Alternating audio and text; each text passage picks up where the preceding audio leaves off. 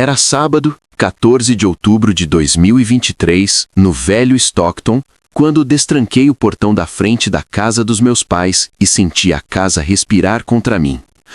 Não acolhimento, ocupação. O ar tinha uma espessura, como um cômodo que lembra discussões depois que as vozes vão embora. Eu tinha planejado uma surpresa, flores no banco do passageiro, compras no porta-malas, uma escritura limpa na minha bolsa dizendo que eu finalmente havia terminado de comprar o terreno no qual meus pais haviam colocado o corpo inteiro. Eu tinha ensaiado os sorrisos. Em vez disso, minha mãe abriu a porta com as mãos escondidas atrás do avental, os olhos passando por mim antes de finalmente encontrar meu rosto. Meu pai estava um passo atrás, ombros curvados, já pedindo desculpas por algo que ninguém tinha acusado ele de fazer. Abracei os dois e senti ossos onde antes havia leveza. Em algum lugar dentro da casa, uma televisão ria. "Quem está aqui?" Perguntei levemente porque leveza é aquilo a que você se agarra quando o chão talvez não aguente. Minha mãe disse um nome que eu não ouvia há anos, Estela, e depois outro, Mônica, como se recitasse um boletim meteorológico que ela não podia mudar. Segui o som da televisão pelo corredor e vi sapatos alinhados perto da porta que não eram nossos, novos, assertivos. A sala cheirava a perfume que não pertencia à memória. Meu pai passou por mim e levantou um balde. Ele se movia com o cuidado que você aprende quando erros são punidos. "Vou terminar o pátio", disse ele, olhos abaixados. O sol já estava baixo. Na cozinha, minha mãe se abaixou para levantar um cesto de roupas molhadas. Suas costas endureceram, a respiração travou de um jeito que fez minha mandíbula apertar. "Por favor", eu disse, estendendo a mão para pegar. Ela balançou a cabeça, pequeno, rápido, medo disfarçado de hábito. Estela apareceu então, enquadrada na porta do quarto dos meus pais. O quarto dos meus pais.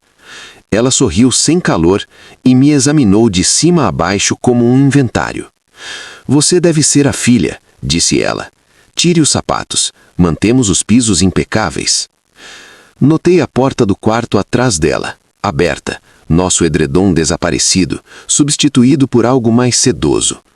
Notei a luz do corredor apagada, como se quisesse esconder o que havia no fim dele. O jantar veio em turnos. Elas comeram primeiro, ruidosamente. Meus pais esperaram. Quando os pratos voltaram, havia menos neles do que a dignidade permite. Vi meu pai rasgar o pão em pedaços cuidadosos e deslizar um deles para minha mãe como um pedido de desculpas. Foi nesse momento que algo endureceu em foco. Eu havia comprado aquela casa e aquele terreno para lhes dar descanso. Eu nunca imaginei que teria que devolver a eles suas vidas. Naquela noite eu não dormi. Fiquei deitada no sofá estreito que eles me ofereceram, oferecido como um favor, ouvindo passos reivindicarem território que não pertencia a eles. Risadas vinham do quarto que antes guardava a foto de casamento dos meus pais.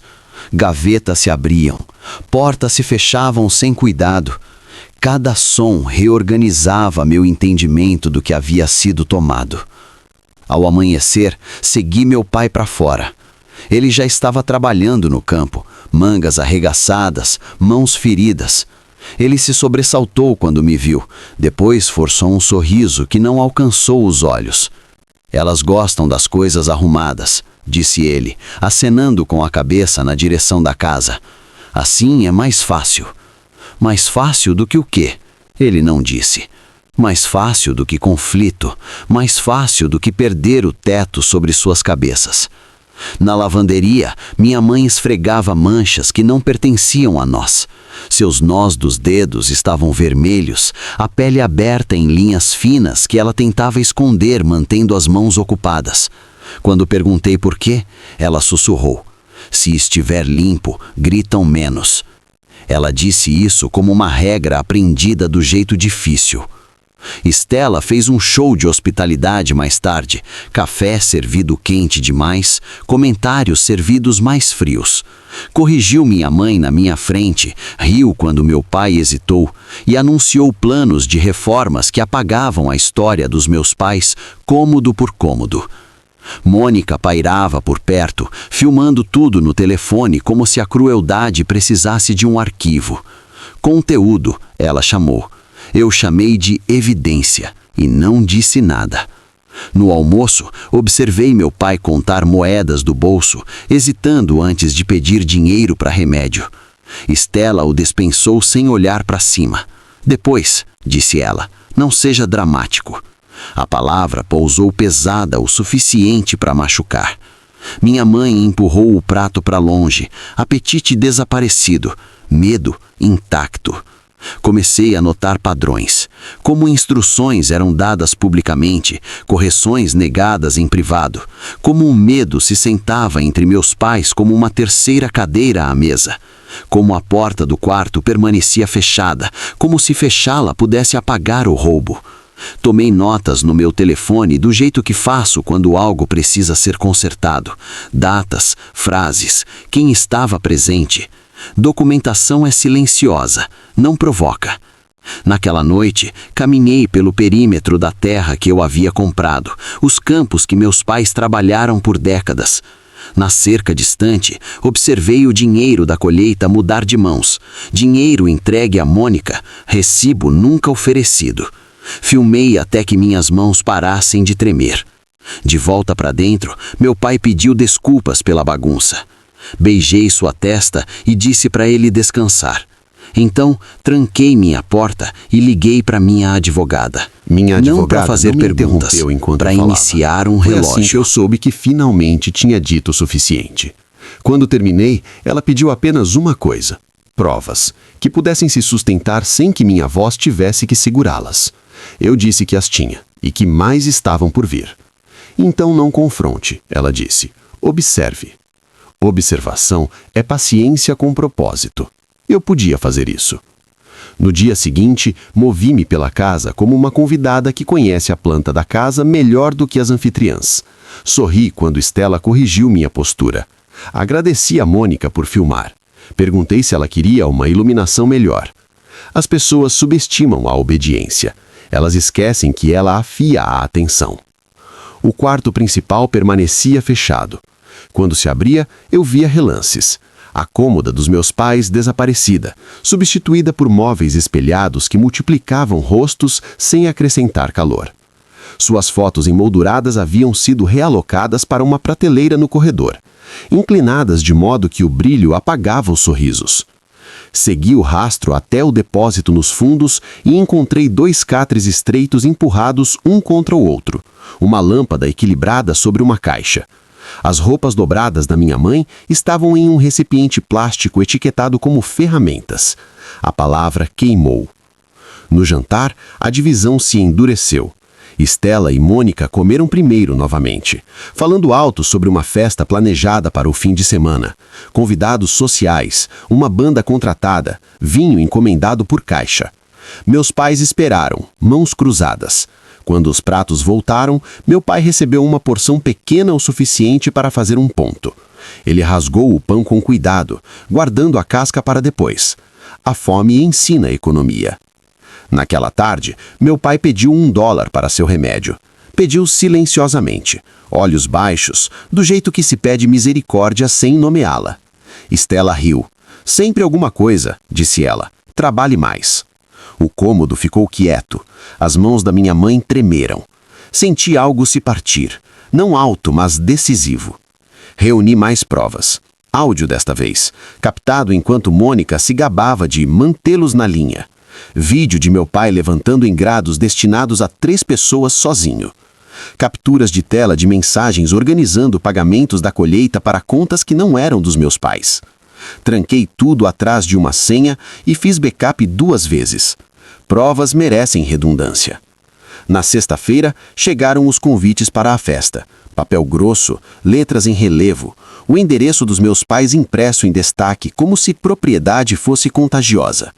Estela ensaiou um brinde na sala, praticando uma generosidade que não havia mostrado nenhuma vez. Observei do corredor, gravando apenas o que ela oferecia livremente. Naquela noite, meu pai bateu na minha porta. Pediu desculpas de novo, voz pequena. Pediu que eu não criasse problemas. Podemos aguentar, ele disse. A resistência tem um limite. O amor sabe onde ele está. Eu o abracei e não disse nada. O relógio que minha advogada mencionou estava quase terminando.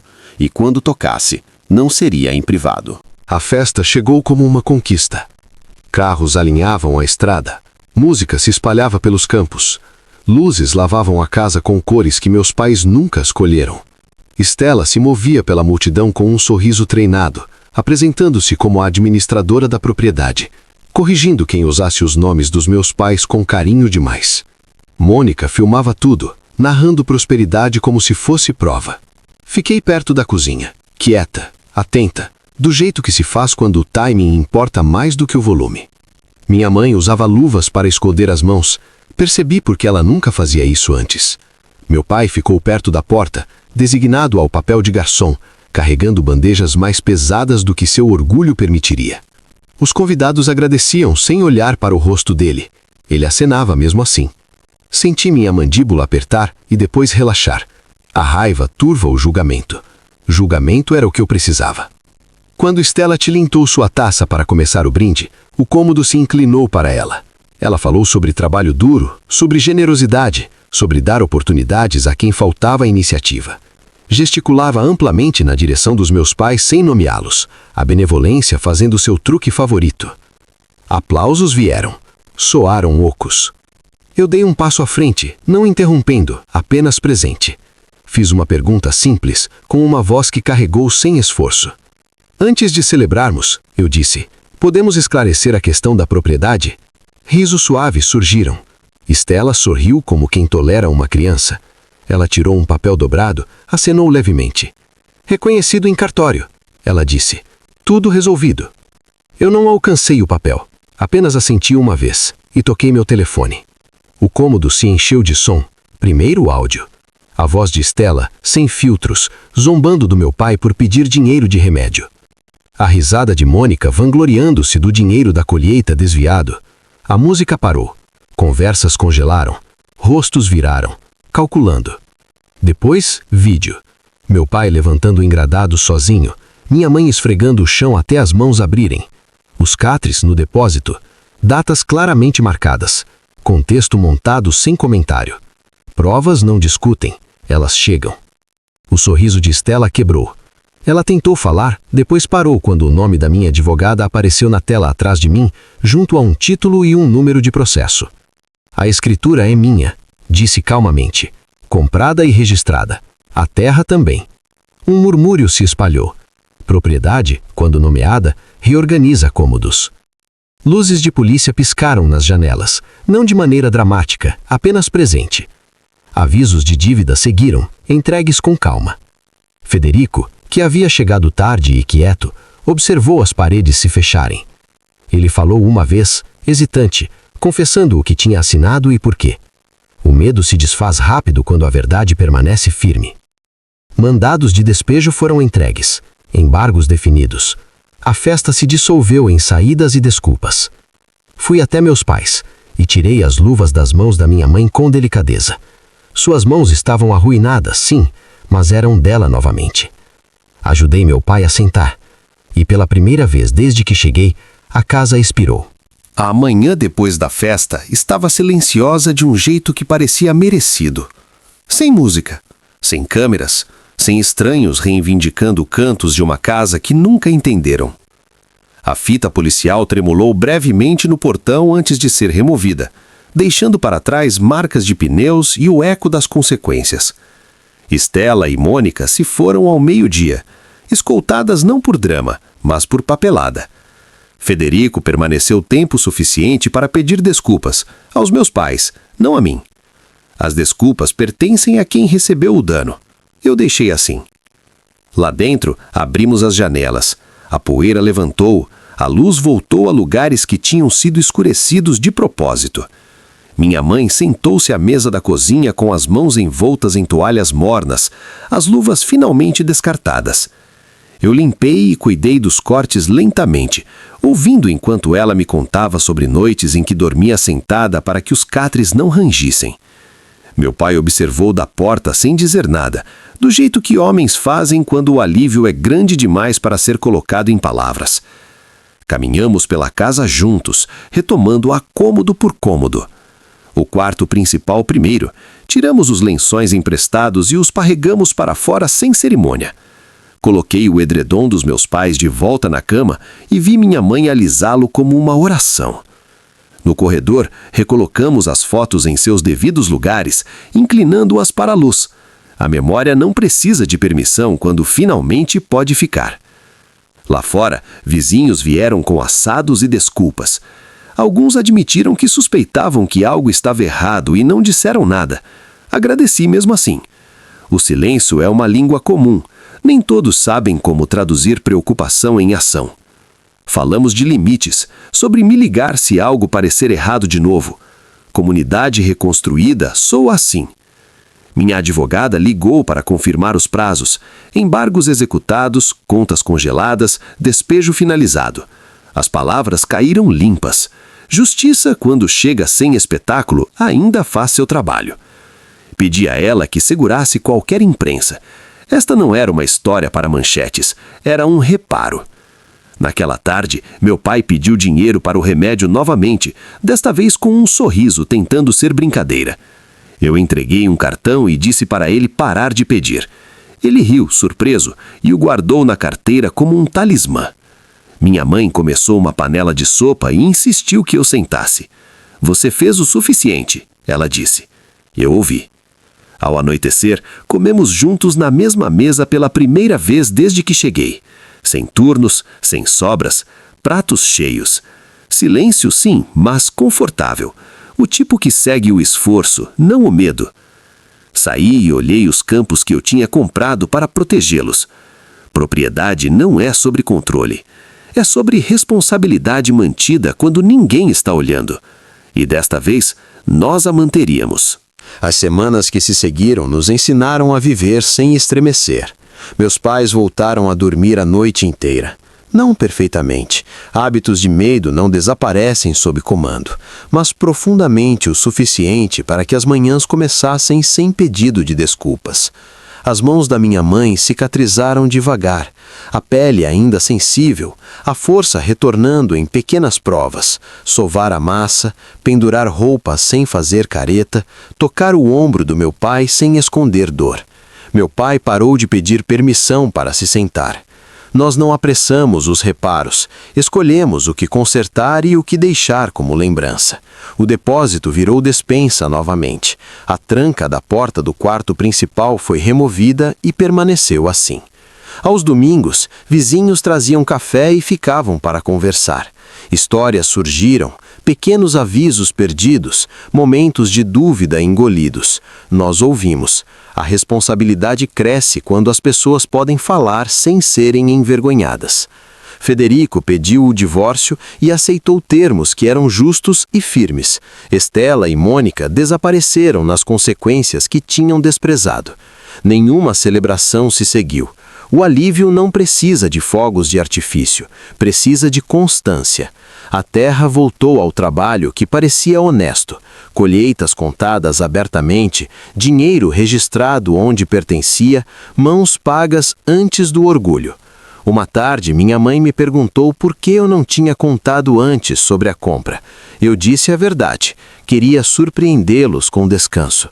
Ela segurou meu rosto entre as mãos e disse, suavemente, descanso não é dado, é protegido. Pais continuam ensinando muito depois de acharmos que as lições acabaram. Ao pôr do sol, caminhamos juntos pela cerca. Os campos brilhavam com aquele ouro paciente que faz o trabalho parecer valer a pena. Meu pai apontou onde o solo sempre alaga primeiro. Minha mãe planejou um pequeno jardim perto do portão. Futuros simples são construídos de planos específicos. Aqui está o que esta casa me ensinou. A crueldade sobrevive no silêncio. A propriedade não significa nada sem coragem.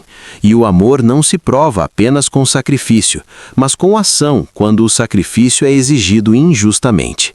Se esta história te tocou, se você já viu as pessoas que te criaram diminuírem sobre o poder de outra pessoa, deixe um comentário e diga de onde você está ouvindo. Essas histórias viajam mais longe quando as contamos juntas. Inscreva-se se você acredita que a dignidade deve ser defendida, não adiada, e que a lealdade familiar inclui a coragem de enfrentar o que machuca. E fique comigo, porque a próxima história começa com uma frase que eu nunca pensei que diria em voz alta. Eu não herdei nada, até que me recusei a assinar. Alguns lares são comprados com dinheiro. Os que importam são recuperados com verdade.